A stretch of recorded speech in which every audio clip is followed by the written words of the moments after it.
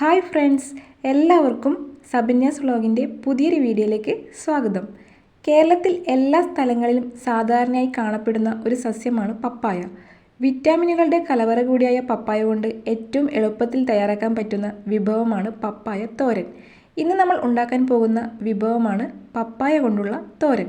അപ്പോൾ അതെങ്ങനെ ഉണ്ടാക്കുന്നതെന്ന് നോക്കാം. നമ്മുടെ വീട്ടിൽ തന്നെയുള്ള കപ്പക്കയാണിത്. ചില സ്ഥലങ്ങളിൽ പപ്പായയ്ക്ക് കപ്പക്ക, കപ്പളങ്ങ, കർമൂസ്, ഓമയ്ക്ക എന്നിങ്ങനെ പല പേരുകളുണ്ട്. നമുക്ക് തോരൻ വെക്കാനായിട്ടുള്ള കപ്പക്ക കിട്ടിയിട്ടുണ്ട്. ഈ കപ്പക്കയുടെ വിവിധ ഭാഗങ്ങൾ ഔഷധ ഗുണങ്ങളുള്ളവയാണ്. ദഹന സംബന്ധമായ പ്രശ്നങ്ങൾക്കും മലബന്ധ സംബന്ധമായ പ്രശ്നങ്ങൾക്കും തീപ്പൊള്ളലേറ്റതിൻ്റെ വ്രണങ്ങൾ ശമിക്കുന്നതിനും കപ്പക്ക ഏറെ ഉപകാരിയാണ്. ഇനി ഈ കപ്പക്ക നന്നായി ഒന്ന് കഴുകിയെടുക്കണം. നല്ലതുപോലെ പൊടിയൊക്കെ കളഞ്ഞ് കഴുകിയെടുത്തിട്ടുണ്ട്. ഇനി ഇതിൻ്റെ തൊലിയൊക്കെ ചെത്തി വൃത്തിയാക്കിയെടുക്കണം. കപ്പക്ക ഇതുപോലെ നീളത്തിൽ മുറിച്ചെടുത്തിട്ട് തൊലി എത്തിക്കളഞ്ഞാൽ മതി. കപ്പക്കയുടെ തൊലിയൊക്കെ ചെത്തി വൃത്തിയാക്കിയിട്ടുണ്ട്.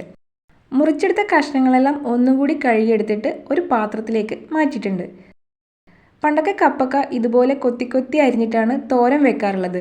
ഇന്ന് വെജിറ്റബിൾ ഗ്രേറ്ററൊക്കെ ഉള്ളതുകൊണ്ട് അതിലാണ് കപ്പക്ക ഗ്രേറ്റ് ചെയ്തെടുക്കുന്നത്. ഞാനിവിടെ ഗ്രേറ്റർ ഉപയോഗിച്ചാണ് കപ്പക്ക ഗ്രേറ്റ് ചെയ്തെടുക്കുന്നത്. ഇങ്ങനെ ഗ്രേറ്റ് ചെയ്തെടുക്കുമ്പോൾ വളരെ എളുപ്പത്തിലും ഈസി ആയിട്ടും ചെയ്തെടുക്കാൻ പറ്റും. എല്ലാ കഷ്ണങ്ങളും ഇതുപോലെ ഗ്രേറ്റ് ചെയ്തെടുത്തിട്ടുണ്ട്. ഇനി ഇതിനാവശ്യമായിട്ടുള്ള ഒരു സവാളയും എരിവിന് വേണ്ടി ഒരു പച്ചമുളകും എടുത്തിട്ടുണ്ട്. സവാളയും പച്ചമുളകും നന്നായി കഴുകിയെടുത്ത് ചെറുതായി മുറിച്ചെടുക്കണം. സവാളയും പച്ചമുളകും ചെറുതായി അരിഞ്ഞെടുത്തിട്ടുണ്ട്. കൂടെ 4 വെളുത്തുള്ളി ചതച്ചതും ഒരല്ലി കറിവേപ്പിലയും ആവശ്യത്തിന് തേങ്ങ ചിരകിയതും എടുത്തിട്ടുണ്ട്. ഇനി ഇതൊക്കെ ഒന്ന് വഴറ്റിയെടുക്കണം. അതിനുവേണ്ടി ഒരു ചീനച്ചട്ടി ചൂടാക്കി അതിലേക്ക് അല്പം എണ്ണ ഒഴിച്ചു കൊടുക്കുക. എണ്ണ നന്നായി ചൂടാകുമ്പോൾ ഒരു 1/4 ടീസ്പൂൺ അളവിൽ കടുക് ചേർത്ത് കൊടുക്കുക.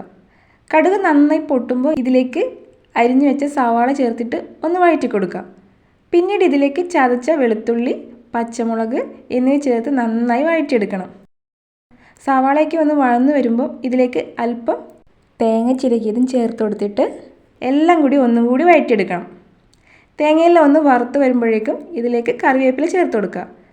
കറിവേപ്പില ചേർത്ത് ഒന്നുകൂടി മിക്സ് ചെയ്ത് ഗ്രേറ്റ് ചെയ്തെടുത്ത കപ്പക്ക ഇതിലേക്ക് ഇട്ടെടുക്കുക.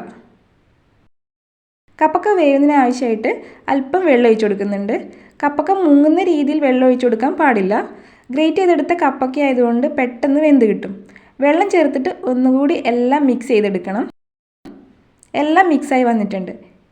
ഇനി ഇതിലേക്ക് 1/4 ടീസ്പൂൺ അളവിൽ ഉപ്പ്, മഞ്ഞൾപ്പൊടി എന്നിവ ചേർത്ത് കൊടുക്കുന്നുണ്ട്. ഇനി എല്ലാം നന്നായി ഒന്ന് മിക്സ് ചെയ്തിട്ട് എല്ലാ ഭാഗത്തും ആകുന്ന രീതിയിൽ ഒന്ന് ഇളക്കി കൊടുക്കണം. അതിനുശേഷം അടച്ചു വെച്ച് 5 മിനിറ്റ് നേരം വേവിക്കുക. 5 മിനിറ്റിന് ശേഷം കപ്പക്ക നന്നായി വെന്തിട്ടുണ്ട്. കപ്പക്കയിലെ വെള്ളമൊക്കെ വറ്റി വന്നിട്ടുണ്ട്. ഇനി ഇതിലേക്ക് ചിരകിയ തേങ്ങ കൂടി ചേർത്ത് കൊടുക്കുക. എല്ലാം ഒന്നുകൂടി മിക്സ് ചെയ്ത് ഫ്ലെയിം ഓഫ് ചെയ്യുക.